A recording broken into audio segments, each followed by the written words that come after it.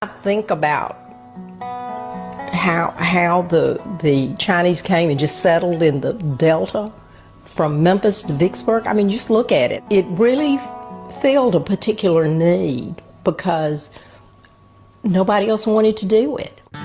These stores played a uniquely important role in the segregated South, serving the black community when the white community wouldn't. And this was significant because it meant more than 70% of the population got their groceries and everyday goods from a tiny Chinese community. Frida's family store in Min Sang started out in the 1930s as two different buildings across the street from each other, one serving black people, the other serving white people. Neither black nor white, the Chinese community found themselves in the middle. It was like a 3-lane road. There were the whites and the blacks and the Chinese. We all stayed in our lanes and we were fine until we crossed over. The Chinese grocers depended on the black community for business and also served them in very practical ways. I think about how the Chinese. This is a Chinese woman. That bitch sound like she from the mountains or something. Real talk. She sounds like she from the mountains. But this is a Chinese woman, and she breaking down a story about how when Chinese people came over in the 1930s, they made money off black people. Then which kick-started them putting all these heathens in our neighborhood, and they making all this money off us. Like real talk. Hey, Salaki, so if I could real quick, didn't it say that didn't she say there was a store for the Negroes and then a store for the white folks? Yeah. So you telling me in the 1930s during segregation in the South that white folks was buying groceries from a Chinese grocery store? Yeah, but they was rebelling. That's what they was breaking down. And they shifted all their focus on the black community, which is why Chinese is the biggest, they got the biggest black hair care products. They making billions of dollars off black people, at the beauty supply store and stuff like that. That's why it's a Chinese restaurant in every neighborhood, black neighborhood. Okay. Because they realized back in the 30s that putting a business in a black neighborhood is a gold mine. Because white people don't let them get no businesses. They don't let them make no money legally. They just want them to be consumers. You feel me? White people wanted us to be consumers. You feel me? Like real talk. But it was so racist, they didn't even want to open up no damn stores in our neighborhood. That's where they got all the heathens to come in and do it. You feel me? Black people need groceries, black people need resources, gas. We're going to bring the heathens in and let them do it. So that's why you got the Chinese stores, Chinese own the hair products, the Arabs run the gas stations, Africans run the corner stores, but we ain't got a goddamn thing. Hurry up and buy. You feel me? That's what remember on Minister Society when they went to the hurry up and buy. Yeah. And hurry up and buy. That's some real shit. It was a black woman, I forget her name. They thought she was trying to steal an orange juice. They killed her in the 90s. Chinese business owner killed her. They in her neighborhood making all this money off her people. Thought she was trying to steal an orange juice, and they shot her and killed her. It's like it, sir. Didn't you shut down a Chinese restaurant in Louisville, Kentucky, behind some shit like that? Yeah. It was a black. They said the black. A black child. They tried to kidnap a black child. They say he was stealing out the Chinese store. I don't know what you can steal out of a Chinese restaurant, but some damn plastic forks. But they say he was stealing, and they held him hostage in that motherfucker. And we definitely went down there and protested and got that business closed down. They had to change the name and open it back up somewhere else or something they did. But at the end of the day, that's just the history of Chinese dealing with black people. They look at us like consumers. You feel me? They look at us they look at us like money, like dollars. So they don't sell us because they like us. They sell to us because we just the consumers. They hate the shit out of us though. The white man has set it up to where we don't have no resources or businesses to where the heathens can come over and just make millions of dollars. You feel me? Like real talk. They getting rich off us. I think about. And then at the same time want to tell us like, why lift yourself up by the bootstraps? See, we did it. Oh no, ain't no way. But then they don't realize all the bullshit that come behind no, it. we can't do it with redlining, gentrification, all these damn tax write-offs and grants and loans they give. All the grants everybody that but we us. can't even get. Right, they giving it to everybody but us. All the land that they gave away to white settlers in the West, but niggas didn't get none of it. Man, come on, man. Come on, stop it. They got a hand in our slavery too. I know a lot of people don't want to hear that, but these Chinese people, they have a big hand in our slavery, like real. But they want to talk about, oh well, we were slaves too.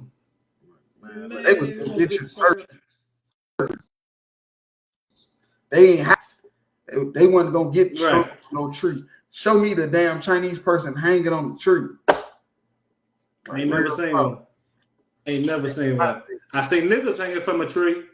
I've seen Mexicans hanging from a tree, but I ain't never seen no no Chinese person hanging from a tree. How the Chinese came and just settled in the Delta from Memphis to Vicksburg. I mean, just look at it. It really filled a particular need because nobody else wanted to do it. See, she said it filled a need because black people needed businesses. We needed resources and stuff, but nobody wanted to open up businesses where we was at because they didn't fuck with us because they was racist. It's just the truth. You can hide it and try to word it better. I ain't go to college.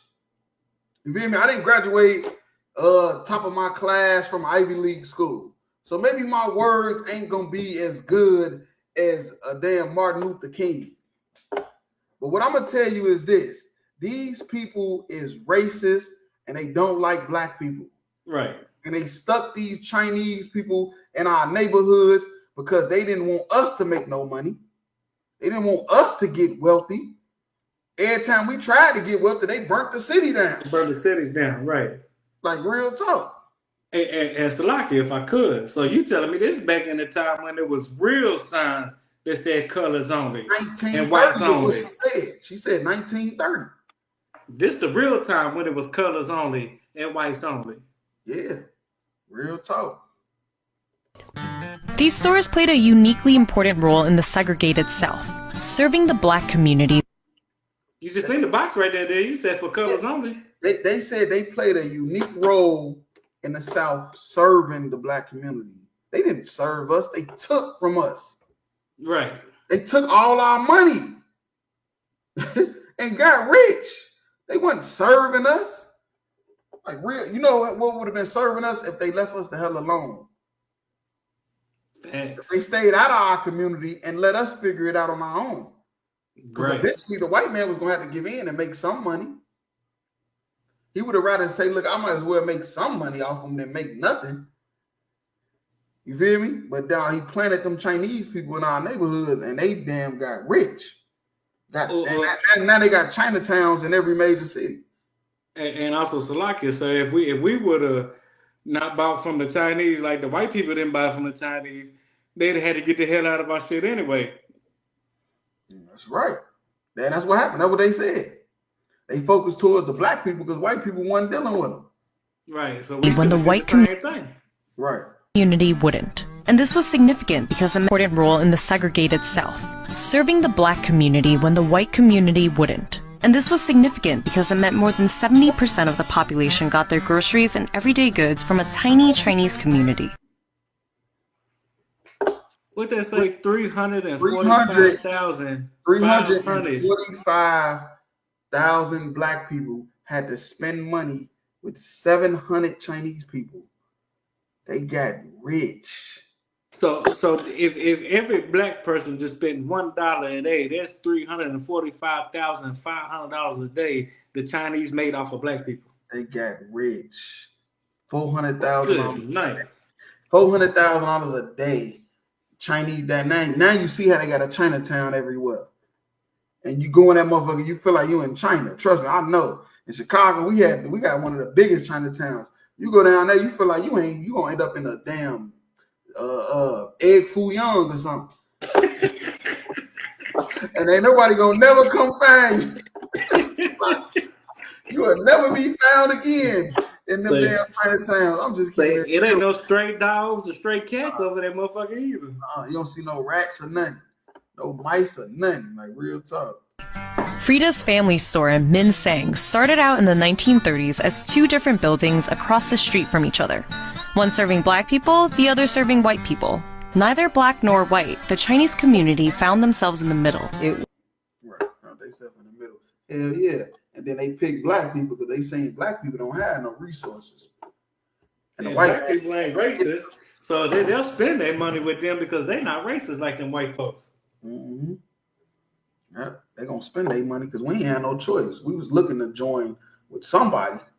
You feel me? Like real talk. We was looking to join with somebody. It was like a 3-lane road. There were the whites and the blacks and the Chinese. We all stayed in our lanes and we were fine until we crossed over. Right, so He do sound like a country ass hillbilly too. Right, that's what I'm saying. Why the hell did talking about crossover? Everybody always got to cross over. The Chinese grocers depended on the black community for business. Right, depending on the black community. Yeah. Chinese depend on every nation on this planet. Depend on black people. Black people for the business.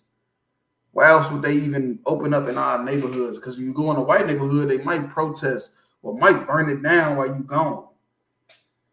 You feel me? To get you the hell up out their neighborhood. But if you can go to Zechariah 11:5, and we'll end it with that. Come. Chinese people that got rich over black people. The book of Zechariah, chapter 11 and verse 5. It says, who possessors slay them and hold themselves not guilty. Right, that's what I'm saying. They slay us. Our possessors, the people that possess us, you feel me? They slay us and they say they not guilty. They did nothing wrong. You feel me? They killing us, destroying us left and right. And they say it's not our fault. Pick yourself up by your bootstrap. Come. And they that sell them say, blessed be the Lord, for I am rich. Right, and they that sell them say, blessed be the Lord. You feel me? Because I'm rich. That's how they feel off us. They making all this money off us. They saying, blessed be the Lord. They destroying black neighborhoods, getting rich off black neighborhoods. And they saying, blessed be the Lord. You feel me? They thinking the Lord is on their side because they making all this money getting rich off us. And their own shepherds pity them not. Right, and that's the point, our leaders. We don't have any leaders. Right. You feel me? We don't have no leaders because the leaders right now, they pity us not. They feel like it's our fault. You feel me? They on the side of America and they against black people. Saying black people need to do this, black people need to do that. Our own leaders pity us not, like real talk. But thanks to the Most High. You feel me? Thanks to the Most High, the ISBK is on the scene under Commander Johanna. You feel me? Real talk. Real leaders of Black Hispanic Native Indians. You feel me?